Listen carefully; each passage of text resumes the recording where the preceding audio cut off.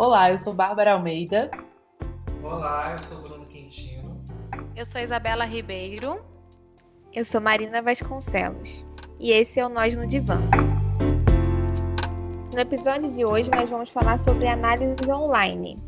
Para a gente fez sentido começar com esse tema, de acordo com como esse projeto foi criado, nós juntos pensando sobre a nossa prática, a teoria, cada um em sua cidade, no meio do contexto atual, de uma pandemia.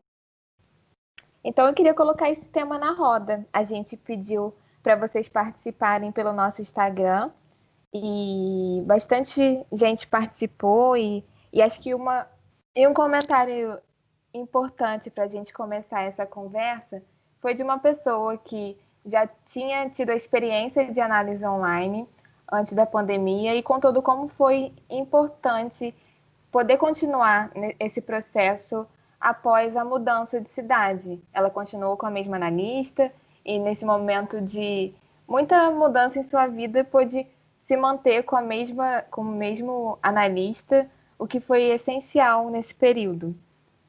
Então vamos falar sobre esse tema. Marina, acho importante começar por aí, porque a análise online ela não é uma novidade, né? Ela já acontecia, a análise, a psicoterapia online, principalmente com pessoas que vivem no exterior e procuram a análise online com analistas brasileiros, né? Porque por uma questão cultural, uma questão da língua, enfim. Agora isso só está, assim, expandiu, né? Agora, quase não há quem não atenda online nesse momento. É uma demanda do nosso tempo, né? E desse período. E eu acho que muitas pessoas toparam logo, muitos analisantes e analistas toparam logo, mas algumas pessoas tiveram uma certa resistência. E muitas pessoas me procuram perguntando, né? Como é isso? Que funciona? Tem esse questionamento.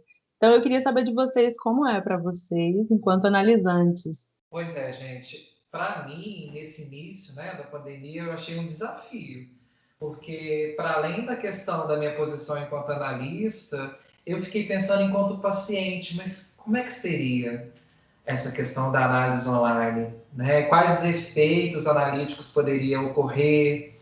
Muitas vezes, né, eu não estou no divã no momento, e aí a gente não vê o rosto do analista, a gente não tem a imagem, às vezes pode ocorrer falhas, né, que a gente chama de delay, a imagem pode estar distorcida se for por videochamada. Então, são muitos problemas que a gente agora está podendo enfrentar, vamos dizer assim, no meio desse olho do furacão, podendo pensar quais as possibilidades também, os limites dentro desse contexto todo da análise online. Bruno, eu também tive esse questionamento. Apesar de já ter tido a experiência de atender online em casos específicos, foi a primeira vez que eu fui atendida online. E também veio esse estranhamento, né, de como que vai ser a questão da privacidade da casa. É uma questão que a gente tem escutado bastante dos nossos pacientes. Não é raro a gente atender pessoas que precisam ficar, às vezes, no carro, na garagem, no banheiro, ali abafando o som, dependendo de como que essa casa, o funcionamento dessa casa, né? Porque por conta da pandemia, as pessoas estão mais tempo ou deveriam estar mais tempo em casa. E acho que uma coisa marcante também foi esse não aviso prévio, né? A gente chegou e de uma hora para outra, que não foi de uma hora para outra, mas que a gente estava se negando que isso ia acontecer, as coisas precisaram mudar. Então, eu, pelo menos, não tive um combinado anterior. Por telefone, a gente foi precisando pensar de que forma ia ser para mim, né? E eu, enquanto analista, de que forma ia ser para os meus pacientes. E para cada um foi possível de uma forma diferente, né? Acho que isso é um ponto importante. Nesse contexto, pensando aí nos desafios e na adaptação da nossa técnica, porque parece que é muito disso que a gente está falando, dessa elasticidade que a gente já tinha que pensar antes da pandemia, mas com a pandemia, o atendimento online, sobretudo, isso ficou muito marcado. Pensando no atendimento com crianças, já vinha aí um questionamento se a psicanálise é válida, é possível com as crianças, justamente pela técnica que inaugurou, que é o brincar. Então, não é raro a gente ouvir de de pais ou de colegas de que essa criança só brinca, né? Como se Fico eu me questionando o que a contemporaneidade fez com as crianças para que seja possível questionar justamente esse brincar. Na clínica, a gente recebe crianças adoecidas, questões traumáticas dentro de casa, casos de autismo, e para essa criança brincar é muito rico. Mas para a gente o que interessa não é o brincar em si, mas o que acontece nesse brincar. E aí, pensando nisso, nesse contexto do online, é muito, muito difícil, porque às vezes a criança tem essa dificuldade de se manter ali na tela, de se manter conectada a esse olhar ali do analista, e aí, às vezes a criança mexe muito o telefone, o tablet, enfim, o que for, e começa a andar pela casa. Tem a questão da família, que fica muito mais incisiva, né? Essa família muito mais presente, mas está sendo possível, está sendo uma experiência super válida. Isabela, falando nessa questão da análise com crianças, eu penso sobre a presença do analista, né? Quanto à presença do analista. Isso diz que uma análise é possível. Quando o analista está ali presente, ele está ali disponível a ouvir, né? Ouvir o inconsciente, ele quer saber da história do sujeito, algo que o Jorge Forbes diz, um psicanalista, mesmo quando essa pessoa, ela mesma já não quer saber da história dela, né? Quando ela já acha que é um saco, que só acontece a mesma coisa, repete o tempo todo. E ela fala assim, mas eu não aguento mais dizer a mesma coisa, mas o analista está ali ainda, perguntando, intervindo, ou mesmo em silêncio, né, que são intervenções importantes, e ele quer saber. E assim também com a criança, né? Você está ali atenta ao brincar, atenta aos movimentos dela, interessada, e a criança, ela mostra, e ela vai junto. Então, eu acho que por isso é possível, porque tem um analista também que sustenta isso junto com o analisante, né?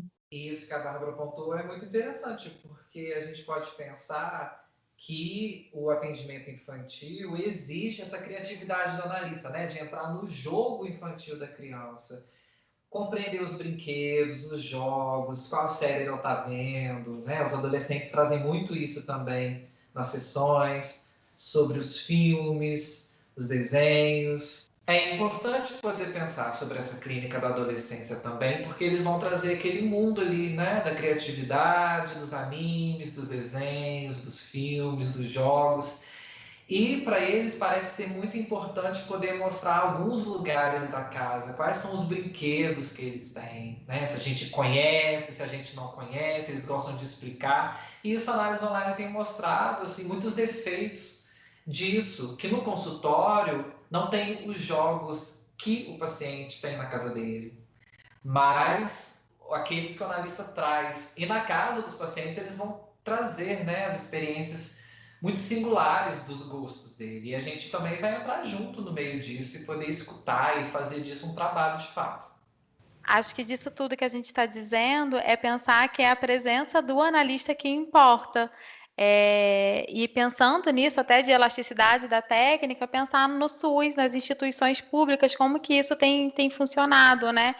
Porque o SUS parece que está sendo aí que está nos salvando da barbárie, porque a gente fala dessa questão do atendimento online, mas a gente está fazendo um recorte social muito grande. São pessoas que têm acesso à internet, que têm alguma afinidade com a tecnologia, que conseguem tirar ali alguma hora para ter um mínimo de privacidade. E como que isso funciona em outros espaços? Eu acho que no SUS a gente teve também que se reinventar, né? A gente não pode pressupor que o que pra gente é algo corriqueiro, é a internet, nesse país que a gente vive, que isso é possível para todo mundo, né? Então, o que é possível para aquela instituição, cada instituição teve que pensar de que forma daria andamento para os atendimentos, né?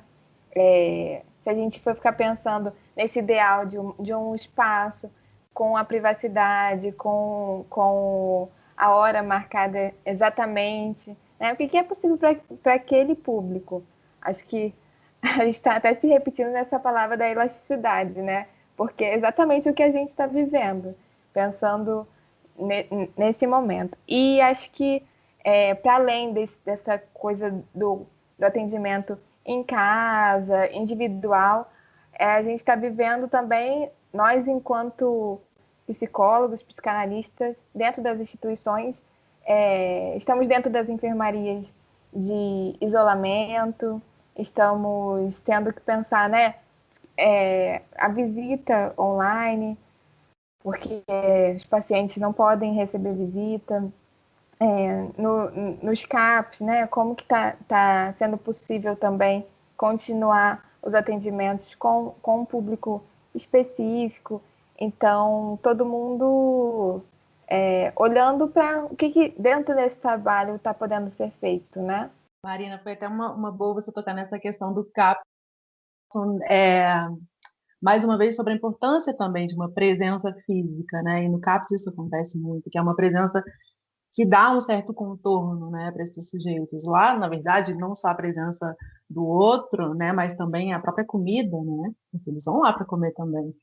Mas, enfim, a gente pensar na análise presencial, que é muito importante, que essa presença física, que para alguns casos de extrema vulnerabilidade é essencial, ela não acontece, né, na presença online. E o corpo, a presença do analista diante do analisante sustenta alguma coisa ali, contorna, né? E acho que tem casos que a gente entende, pelo menos nós compartilhamos aqui desse entendimento, de que é preciso encaminhar, então, para um serviço da cidade da pessoa, ou se vive na mesma cidade ali, fazer um encaminhamento cuidadoso, porque não se sustenta no online, né? São casos delicados e a gente também precisa estar atento a isso, né? Saber quem chega, escutar, fazer entrevista e poder encaminhar. Isso que a Bárbara comenta me fez pensar muito de que a análise online não é de fato igual à análise em consultório. Tem diferenças, né? Assim, uma delas é a questão do corpo, que para nós é muito caro, para nós quatro. A gente trabalha com essa questão também corporal e a gente sabe que por videochamada tem aquele corpo meio partido, né? Meio fragmentado. E aí, como que se dá esse trabalho, né? Na transferência? Como se dá essa articulação quando o corpo, às vezes, pode demonstrar alguma ansiedade, alguma irritação e a gente não está podendo ver ali, por exemplo, as pernas do paciente, os braços completos. São questões que eu acho que, de fato, devem ser pensadas, que não é um pensamento pronto. Peraí. Isso tudo são questões, né, para a gente poder pensar no sentido de que é uma construção que a gente está fazendo nesse momento da análise online. E a questão do corpo é um tema aí muito importante para poder, de fato, avaliar até onde é possível também, com alguns casos, manter um atendimento online. Enquanto, né, a gente recebeu, né, nos comentários da nossa página pessoas falando que só foi possível iniciar a análise a partir dessa amplificação da divulgação da análise online, né? Pessoas que falavam que a saída até o consultório era um empecilho, isso de estar dentro da sua casa, poder ligar uma câmera, foi o caminho para iniciar. A gente não sabe qual será a continuidade depois disso tudo, né? Mas para algumas pessoas foi como foi possível também iniciar, estar dentro de uma análise. Acho que isso aponta para algo que a gente sabe e que é muito presente, de que o trabalho de análise ele começa antes mesmo, né, da pessoa chegar ao consultório, quando ela pensa ali, né, quando tem a intenção, então, de ir à análise, quando ela faz uma questão a ponto de querer procurar um analista. E aí ela fica, às vezes, com o telefone do analista um tempão ali anotado na agenda, colado na geladeira, pergunta, indicação, enfim, até o momento em que ela vai, né, e vai, desmarca, enfim, essa dificuldade de chegar, mas o trabalho ele começa antes e ele não para também, né? De uma semana para outra a análise está acontecendo, né? O sujeito está trabalhando. Eu acho que é importante a gente dizer, né? Ela não é pontual, não tem a ver só com aquela sessão, né? Falando também com relação ao corpo, eu me lembrei que teve uma das perguntas sobre a imagem, né? Como é essa imagem que, que a gente fica olhando e se deparando com a própria imagem, com a imagem do analista, enfim. Acho que para nós, analistas, também é uma questão de cada um e de adaptar, né? Desligar a câmera do analista, ou você poder desviar o olhar. Enfim, acho que cada um vai construindo o seu modo, porque, bem, você está ali para poder atender o paciente, não para ficar se olhando, né? Admirando. E para o analisante, também acredito que vá de cada caso, né? Da particularidade de cada caso. Tem analisantes que se sentem mais confortáveis com a câmera desligada, né? Ou não olhando diretamente para a imagem do analista. mas alguns não, sustentam esse lugar. Acho que é importante a gente dizer que o fato do analisante ficar olhando para o analista, em muitos casos, atrapalha um pouco a associação livre, que é isso de falar o que vem à cabeça, falar livremente. E aí a gente precisa de estratégias alternativas, que no presencial seria o divã, para que ele possa desviar o olhar e se soltar mais, sem estar tão preocupado as reações do analista, né? A como ele está ali respondendo a isso. A gente fez até uma postagem nesse sentido, né? Tentando pensar qual é o lugar desse divã. E isso é super para isso da câmera, né? Acho que cada um vai criando o seu espaço. Acho que diante disso que a gente discutiu hoje aqui com vocês, eu convidaria todos a buscar um analista, a procurar, para quem ainda não se arriscou, para quem está ainda curioso, quer saber como funciona, entre em contato com o analista, experimenta, você não será forçado a ficar, e conta para a gente aqui também o que vocês acharam. E nós, analistas, já conversamos cada vez mais sobre isso também, né?